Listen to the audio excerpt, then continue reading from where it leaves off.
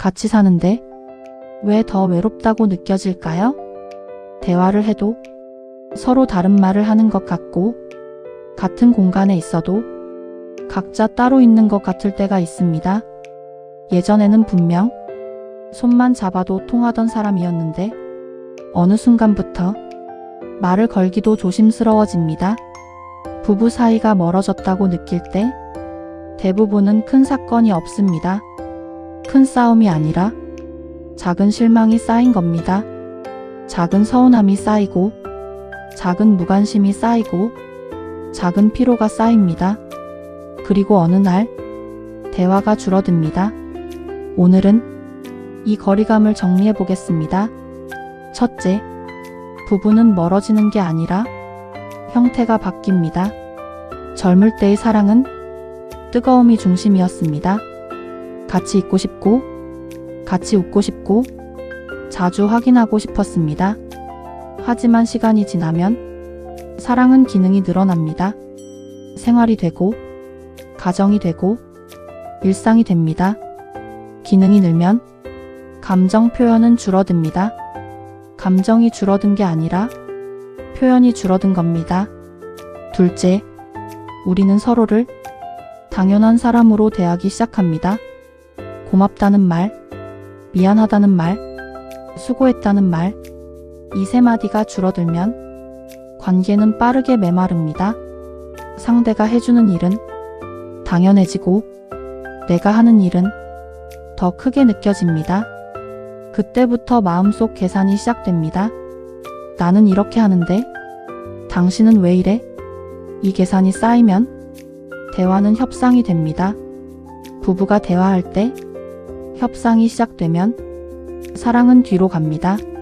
셋째, 말의 방식이 바뀝니다. 예전에는 설명이 있었습니다. 지금은 명령과 평가가 늘어납니다. 왜 아직도 안 했어? 그걸 왜 그렇게 해? 당신은 늘 그래. 이 말은 내용보다 톤이 남습니다. 톤은 기억에 남고 기억은 관계를 만듭니다. 넷째, 부부는 종종 피로를 서로에게 풀어버립니다. 밖에서는 참습니다.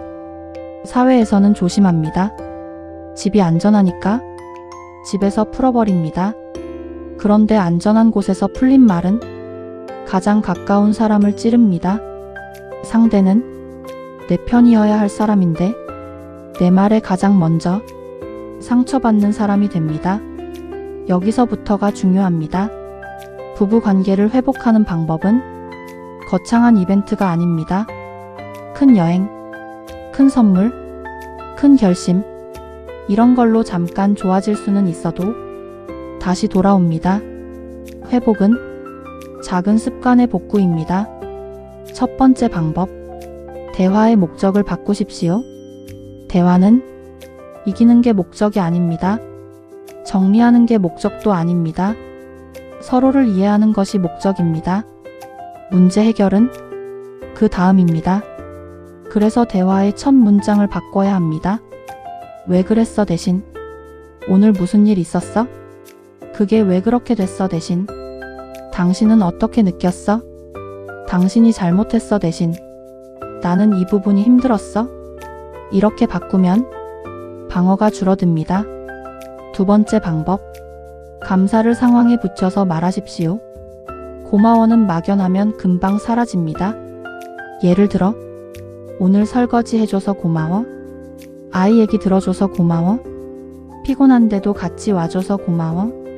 상황이 붙으면 상대는 인정받는 느낌을 받습니다.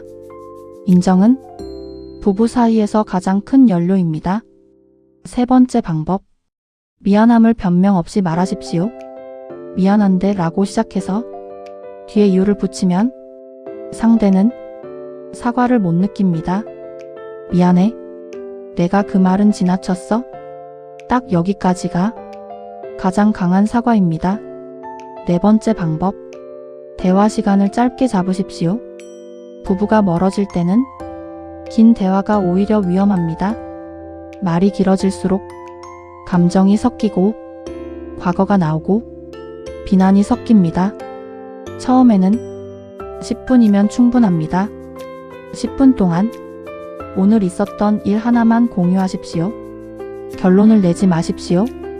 판단을 내리지 마십시오. 그냥 공유만 하십시오. 5번째 방법. 함께하는 일을 다시 만드십시오. 대화가 잘 안 되면 행동이 먼저입니다. 같이 산책하기, 같이 장 보기, 같이 차 한 잔 마시기, 말이 없어도 됩니다. 같이 하는 시간이 다시 관계를 붙입니다. 6번째 방법. 역할 갈등을 표로 정리하십시오. 부부 싸움의 절반은 사랑이 아니라 역할입니다. 누가 뭘 했는지, 누가 뭘 안 했는지, 그걸 감정으로 말하면 싸움이 됩니다. 종이에 적으면 협의가 됩니다. 집안일, 부모 역할, 돈 관리, 가족 행사, 항목을 나누고 서로 부담되는 것을 말해 보십시오.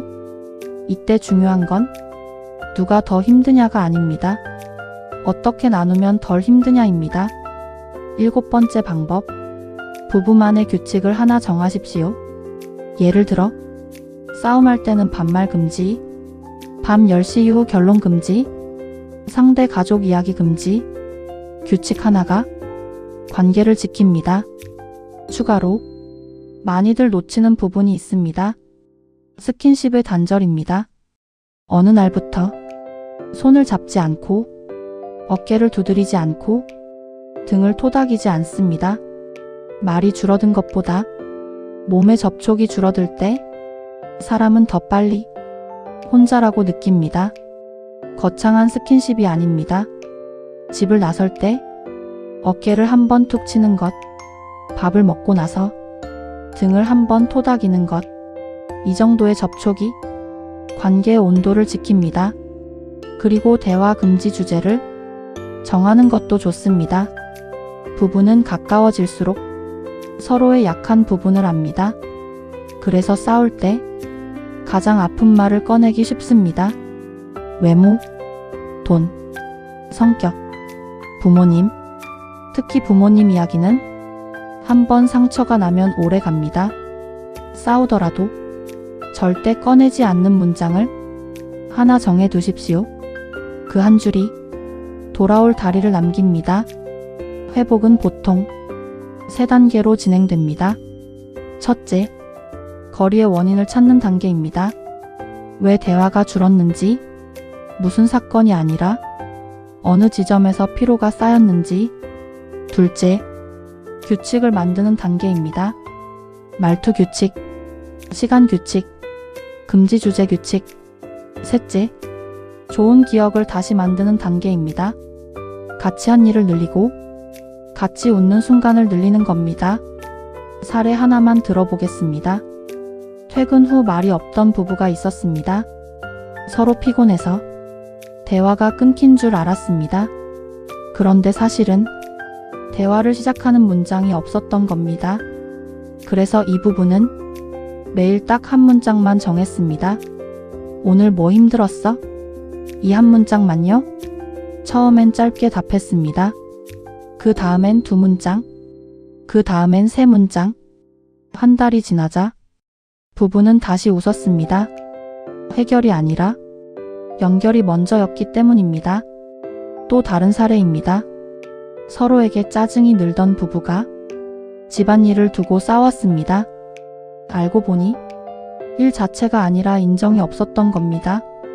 그래서 둘은 하루 한 번 고마움을 상황으로 말하기로 했습니다. 쓰레기 버려줘서 고마워. 아이 챙겨줘서 고마워. 그 말이 쌓이자 불평이 줄었습니다. 관계는 결국 감정이 아니라 습관으로 유지됩니다. 마지막 체크리스트를 드리겠습니다. 최근 일주일에 상대를 칭찬한 적이 있습니까? 상대의 말을 끝까지 들은 적이 있습니까? 상대에게 고맙다고 말한 적이 있습니까? 상대에게 미안하다고 말한 적이 있습니까? 함께 걸은 적이 있습니까? 이 5가지 중 하나라도 없다면 사랑의 부족이 아니라 습관의 고장입니다. 고장은 수리할 수 있습니다. 부부가 멀어진 것 같을 때 먼저 큰 결론부터 내리지 마십시오. 작은 습관 하나만 되돌려도 충분히 달라집니다. 부부가 멀어진 것 같을 때 끝이라고 생각하기 전에 기술을 한번 점검해 보십시오. 사랑은 남아있고 표현만 멈췄을 수 있습니다. 오늘도 수고 많으셨습니다.